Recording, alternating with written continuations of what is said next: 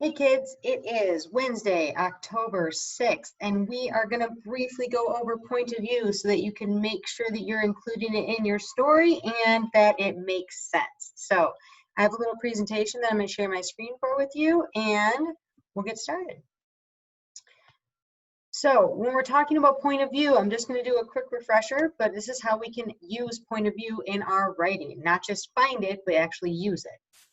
So we're going to go over first person and third person, and then I'm going to kind of give you some good words you can use so that you can put it in your own writing.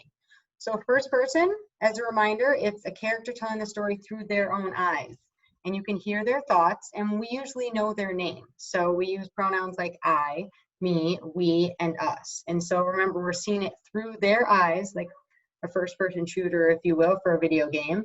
And they're going to be telling the story saying, I did this, I felt this. Now, third person is a little more complicated, but lots of times students find that third person is an easier way to write. They start out at first person saying, oh, I'll just write from my own perspective, but actually third person can be a little bit more helpful, and here's why. Third person, remember, an outside narrator is telling the story, and we use pronouns like he, she, they, them, and character names. And we have three different kinds. Objective, you can see 0 thoughts. Limited, are limited to 1. And omniscient is more than 1. And the reason why some students start out in first person and then switch to third person is because you can only hear one person's thoughts, the narrator, when you're in first person. But when you're in third person, you can actually include other character thoughts. So like our little Mario here.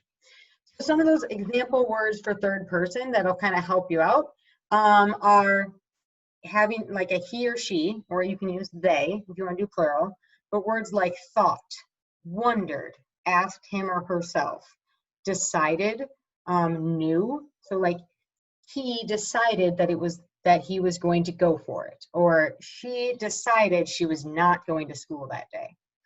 You can also include things like he or she felt confused, annoyed, angry, excited, or relieved. These ones are, if you include that word felt, you're hearing thoughts or feelings. And there are some other ones over here too, like sensed or noticed or doubted or heard, maybe like he or she had a funny feeling.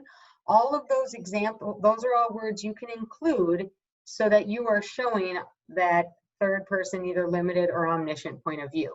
Now, if you decide to do first person, that's fine too. And you can still say, I thought, or I felt, or I decided, or I had a funny feeling. But lots of times students want to include the thoughts and feelings of more than one character, omniscient. And so here's some helpful words you can include so that I know that you know you're showing the feelings of more than one person. You can do whichever point of view you would like, as long as it's the one that you talked about on your pre-writing worksheet. But this slide right here, I think is going to be a really good help for you on what words to include so that we are using point of view in our story, because that's one of the requirements. I'm going to put just this slide up on Google Classroom so that you can check it. I'm not going to put this whole presentation so that you just have that for you. But I just want to do a quick review so that we are doing a good job in our short story.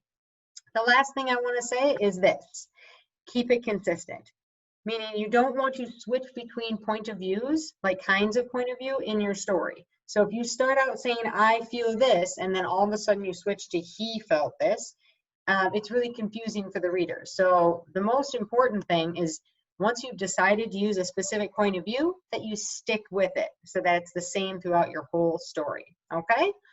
If you have any questions, as always, reach out to Ms. Doyle, ask at class or ask at class, or GChat or email, and I would love to answer your questions. And this is something when I am in your short stories, when I'm leaving comments, I might mention some of these things to you. So again, going back to this slide, using some of these words to help show point of view in your story. All right, keep writing. Bye.